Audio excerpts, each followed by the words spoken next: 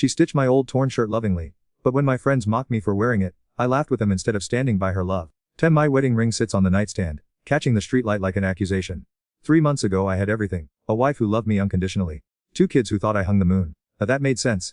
Now I'm here, scrolling through old photos on my phone, torturing with memories of what I away for 5 minutes of validation from someone who didn't even remember my name the next day. It started with that shirt. Sarah had found it in my closet last spring, this old gray button down I'd had since college. The pocket was torn by a thread and there were coffee stains that had survived a decade of wash cycles. Any normal person would have tossed it. But Sarah wasn't normal. She was better than Nor and me.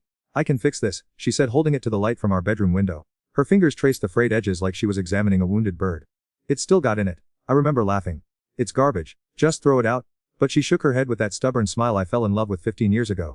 Nothing's garbage if it can be mended. She spent that entire Saturday afternoon hunched over her sewing machine in the basement. I could hear the gentle hum of the motor while I watched basketball upstairs, occasionally catching glimpses of her through the basement door as she worked. She'd stop every few minutes to hold the shirt, checking her progress, then dive back in with renewed focus.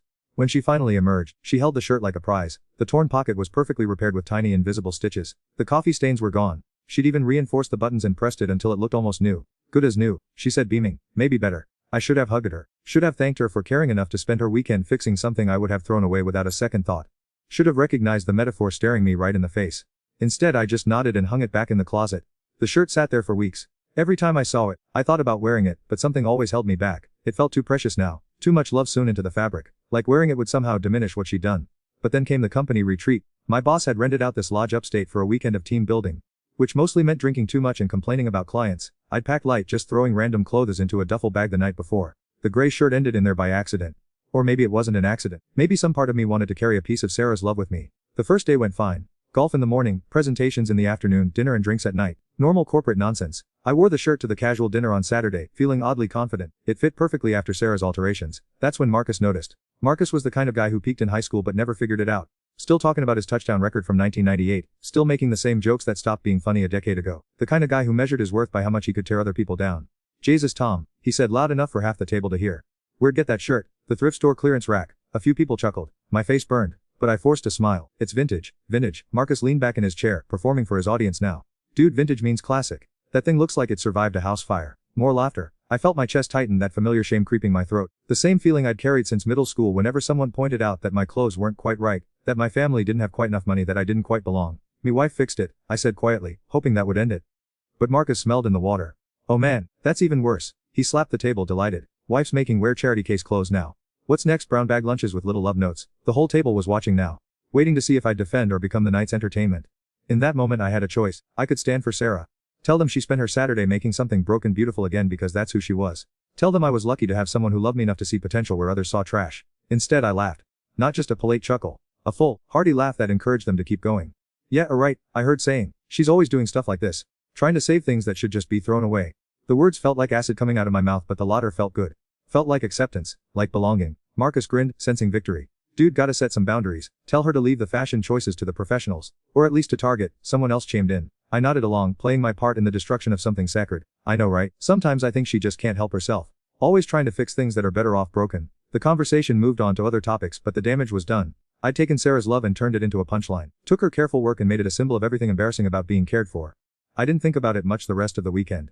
Told it was just guys being guys. Harmless ribbing. Nothing Sarah would ever need to know about.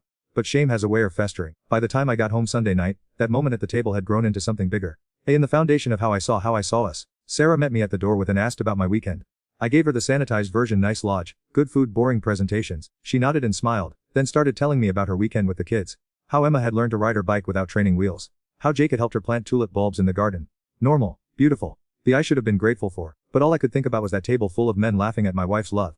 And the worst part, I'd been laughing right along with them.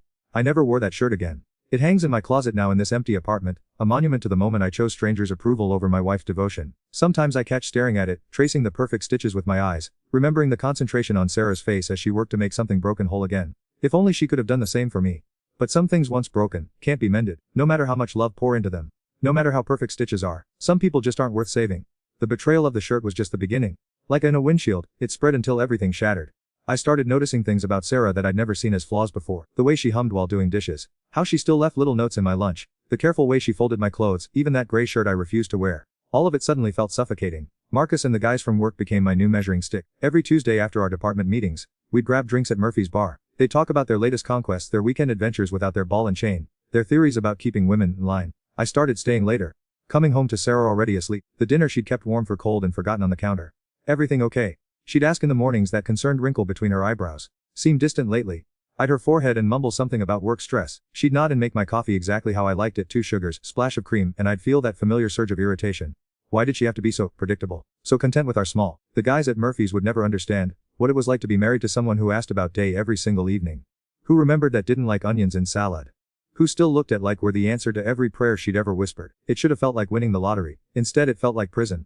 3 weeks after the retreat I met Jessica. She was the new marketing coordinator, 26, fresh out of grad school, with the kind of confidence that comes from never having dreams ground down by reality. She laughed at my jokes during meetings, asked my opinion on campaigns, made me feel like the experienced, successful man I'd convinced I was. The flirting started innocent enough. Coffee conversations that ran long.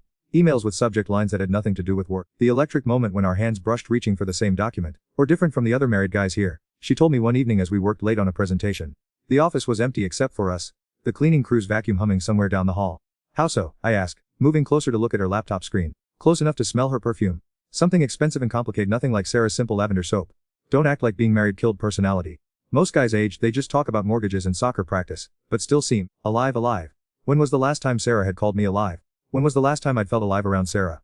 I should have gone home. Should have remembered the woman waiting for me, probably reading one of her romance novels in bed, my side of the covers pulled back and ready. Should have thought about Emma and Jake asleep in their beds, dreaming whatever innocent dreams 8 and 6-year-olds dream. Instead, I suggested we continue working over dinner. Nothing happened that night, or the next week. But something had shifted. A door had opened that I'd promised Sarah, promised God, promised would stay locked forever. Jessica became my secret. Not because we were doing anything wrong, I told. Just because Sarah wouldn't understand. She'd see threats where there were none. Make drama out of friendship. At least, that's what I told as I deleted text messages and created elaborate stories about client meetings that ran late. The lies came easier than I expected. How was work, honey?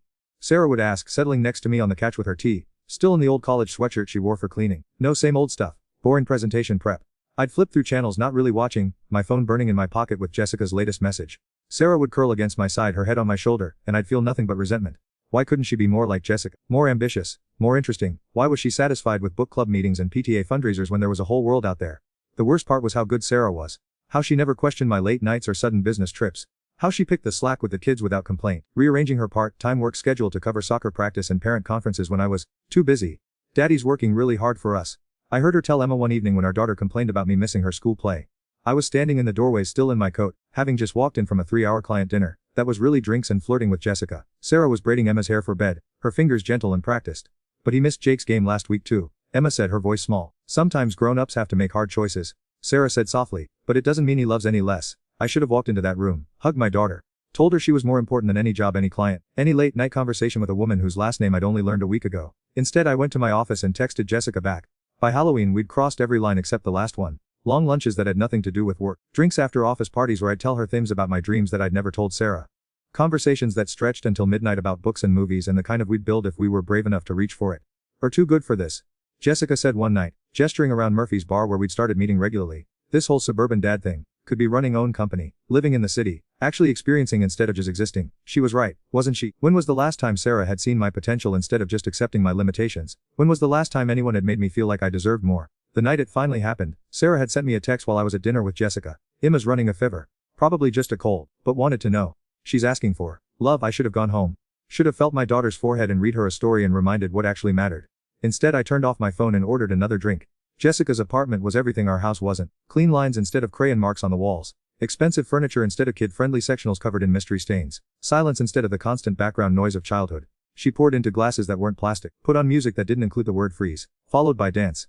I've been thinking about what said. She murmured, moving closer on the couch. About feeling trapped. I didn't say trap. But I had meant it. Didn't have to say it. I can see it in eyes every someone mentions wife. My wife. Not Sarah. Not the woman who'd sewn love into every stitch of that gray shirt. Just an inconvenience. An obstacle to the Jessica thought I deserved. That I'd convinced I deserved. What happened next lasted maybe 20 minutes. 20 minutes that destroyed 15 years of marriage, shattered 2 children's sense of safety, and turned me into the kind of man I'd once promised Sarah I'd never become. 20 minutes that I can never take back, no matter how many times I replay that moment and choose differently in my mind. 20 minutes that cost me everything worth having. When it was over, I lay there in Jessica's bed, staring at the ceiling, waiting to feel different. Waiting to feel alive or free or whatever I'd thought this would give me. Instead I felt hollow. Like I'd traded my soul for fool's gold. My phone had 17 missed calls from Sarah. Emma's fever had spiked. They were at the emergency room. My 6-year-old daughter had been crying for her daddy while I was betraying everything I'd ever promised to be. I've never hated more than I did driving to that hospital, still smelling like another woman's perfume, practicing the lies I tell my wife about where I'd been when our baby needed me most. Some stains I was about to learn don't wash out, no matter how much love pour into trying to clean them. The hospital smelled like disinfectant and broken promises. I found them in the pediatric wing, Sarah curled in an uncomfortable plastic chair next to Emma's bed, still wearing the same clothes from dinner. She'd been there for hours while I was destroying our family 20 miles away. Emma was asleep, her small face flushed with fever, IV tube taped to her tiny hand. She looked so fragile against the white hospital sheets, nothing like the fierce little girl who challenged me to arm wrestling matches just last weekend. Sarah looked when I walked in. Her eyes were red, but not from crying, from exhaustion, from being the only parent who showed when it mattered. Where were? No accusation in her voice, just tired confusion, like she genuinely couldn't understand how I'd missed 17 phone calls. I'd practiced the lie in the car. Client emergency, dead phone battery traffic, but standing there, looking at my daughter hooked to machines while my wife sat vigil alone, the words died in my throat. Work thing ran late, I managed. I'm sorry. She nodded like she believed me. Like she wanted to believe me. The doctor says she'll be fine. Just a virus. They want to keep her overnight to make sure her fever doesn't spike again. I sat in the other chair, still smelling like Jessica's apartment, watching my daughter sleep. Sarah reached over and took my hand, an automatic gesture. 15 years of marriage muscle memory. Her wedding ring pressed against my palm and I wanted to. I was so scared, she whispered. When her temperature hit 104 I couldn't think straight. I kept calling because I needed to hear voice. Needed to tell me she'd be okay. But I hadn't been there. I'd been choosing 20 minutes of selfish pleasure over being the husband and father they needed me to be. Emma woke around 3 a.m. asking for water in a voice like sandpaper. Daddy, she squinted at me in the dim light. Came. Of course I came, sweetheart. But we both knew I almost hadn't. If Jessica hadn't had an early meeting the next day, if Emma's fever hadn't been quite so high, if Sarah had been just a little less persistent with her calls, I might not have shown at all. That realization sat in my chest like a stone. We brought Emma home the next afternoon. Sarah fussed over her, making soup and checking her temperature every hour. Jake brought his sister his favorite stuffed animal and all his Halloween candy, the kind of pure-hearted generosity that only kids possess. I watched from the doorway, feeling like an intruder in my own family, like I'd forfeited the right to be part of these moments the second I'd chosen Jessica's bed over my daughter's hospital room. The guilt should have been enough to stop me. Should have been the wake call that saved my marriage. Instead, it drove me deeper into Jessica's arms. Every time Sarah smiled at me trusting and unknowing, the shame burned hotter. Every time Emma hugged me or Jake asked me to help with homework, I felt like the easiest way to deal with those feelings wasn't to confess and make amends. It was to convince I deserved to escape them. Jessica made it easy. She never asked about my family except to wonder aloud why I stayed trapped in such a limiting situation. She talked about fresh starts and second chances, about men who'd reinvented themselves in their 40s and found real happiness. We're not responsible for other people's inability to grow, she said one evening as we shared overpriced in her minimalist living room. Sarah sounds nice, but nice isn't enough anymore, is it? We're at a different place and now. I wanted to believe her. Wanted to believe that what I was doing was evolution instead of destruction. Self-actualization instead of selfishness. But every night I came home to Sarah reading bedtime stories and packing lunches for the next day, and the truth was impossible to ignore. I wasn't growing or evolving. I was rotting from the inside out. The beginning of the end came on a Tuesday in December. Sarah had spent the day Christmas shopping while I was at work, really a long lunch with Jessica that had stretched into the afternoon. When I finally got home, she was in the living room, wrapping presents with military precision. How was day? She asked without looking, scissors making clean lines through red and gold paper. Fine, busy. She nodded, applying a bow with the same careful attention she'd given that gray shirt months ago. Everything she touched, she made more beautiful, more loved. I picked Jake's present today, she said. That soccer jersey he's been wanting. And I found the perfect necklace for Emma. She held a small box, eyes bright with anticipation. Sarah had always been the family gift giver, the one who remembered everyone's favorites and spent weeks planning the perfect surprise. What about gift? I asked, guilt making me defensive. I hadn't even thought about Christmas shopping. She laughed, soft and self-deprecating. Oh, don't have to get me anything special, maybe just, I don't know. A quiet morning together, coffee in bed like we used to. Coffee in bed, the simplest possible request from a woman who deserved diamonds and vacations and grand gestures of love. Instead she was asking for 15 minutes of my undivided attention. And I couldn't even promise her that. Yeah, sure, I said, already planning to be called into the office, Christmas morning. That's when she stood smoothing down her old jeans, and said the words that should have changed everything. Tom, can I ask something? My turn to ice. This was it. She'd found out somehow, seen a text or noticed there's hours or smelled Jessica's perfume on my clothes. What? Are happy? Her voice was so small, so vulnerable. With us, I mean, with our. The question hung in the air like smoke. She was giving me an opening. A chance to tell her that I was drowning, that I'd lost somewhere by soccer practices and mortgage payments, that I was making choices that terrified me. A chance to save us both. Instead I lied. Of course I'm happy. Why would ask that? She studied my face for a long moment, looking for something she didn't find. No reason. She said finally, I love that we built something together. Built something together. The gray shirt flashed through my memory, her careful stitches holding broken things together while I was busy tearing everything apart. I love too, I said, and meant it. That was the cruelest part. I did love her. I just loved more. 2 weeks later Jessica got a job offer in Seattle. Come with me, she said over dinner at our usual restaurant. We could start fresh. Could finally live the deserve instead of the one settled for. The I deserved. As if I deserved anything after what I'd done. As if running away would somehow transform me into a better man instead of just a man who'd his family from a greater distance. Can't just leave, I said. I have kids. Kids adapt. And honestly, they might be better off without all the tension in the house. Or miserable Tom. They can probably feel it. She was right about the misery. wrong about everything else. But I was so deep in the lie by then, so convinced that my unhappiness was everyone else's fault, that I started to consider it, started imagining it without school plays and soccer games, without Sarah's quiet disappointment when I came home late again. Started imagining it where I was the hero of my own story instead of the villain. I was still imagining it 3 days later when Sarah found Jessica's earring in my car. I'd forgotten it was there. A small silver hoop that had fallen out during one of our afternoon drives, buried under fast food receipts and forgotten until Sarah cleaned out my car as a surprise while I was at work. She was holding it when I walked into the kitchen that evening, turning it over in her palm like she was trying to solve a puzzle. "This isn't mine," she said simply. The world stopped. Everything I'd been juggling for months, the lies, the schedules, the careful compartmentalization of my double, came crashing down in one terrible moment of clarity. I could have lied again. Should have made some story about giving a coworker a ride or finding it in the parking lot. Instead I just stood there, watching my wife's face crumble as she read the truth in my silence. "How long?" she whispered. "Sarah, I can explain. How long?" That followed wasn't really a. Sarah didn't scream or throw things or call me names. She just sat at our kitchen table, the one we'd bought when we were 25 and optimistic, the one where we'd shared thousands of meals and homework sessions and quiet conversations and cried. Not dramatic sobs. Just tears streaming down her face while she asked questions I couldn't answer without destroying us both completely. When did it start? Did I love her? Did our marriage mean anything to me at all? The kids were asleep upstairs, dreaming their innocent dreams while their world ended in hushed tones one floor below. I told her everything. About Jessica, about the loneliness I'd felt, about the way I'd convinced I deserved something different. I thought confession would be cathartic, that honesty might somehow begin to repair what I'd broken. Instead, every word was another nail in our coffin. When I finished, Sarah sat in silence for a long time, twisting her wedding ring around her finger. "I keep thinking about that shirt," she said finally. "What? The gray one? I spent all afternoon fixing it because I thought it was worth saving. I thought," she laughed, "but there was no humor in it. I thought everything could be mended if just cared enough to try." The shirt was still in our closet upstairs, a monument to hope I'd never deserved. "Some things can't be fixed, can they?" she continued. "Some things are just broken. And no amount of love can change that." I wanted to argue, wanted to tell her I could change, that we could rebuild, that love really could conquer everything. But we both knew the truth. I'd chosen 20 minutes of validation over 15 years of devotion. Chosen a fantasy over the most real thing I'd ever been part of. And that choice had consequences. Sarah filed for divorce 2 weeks later. Took the kids and moved in with her sister while I stayed in our empty house, surrounded by the ghosts of the I'd thrown away. The custody hearing was brutal. Jake wouldn't look at me. Emma cried when the judge explained she'd have to split her time between 2 houses now. "I don't understand," she said, her 8-year-old voice breaking my heart into smaller pieces. "Why can't daddy just say sorry and come home?"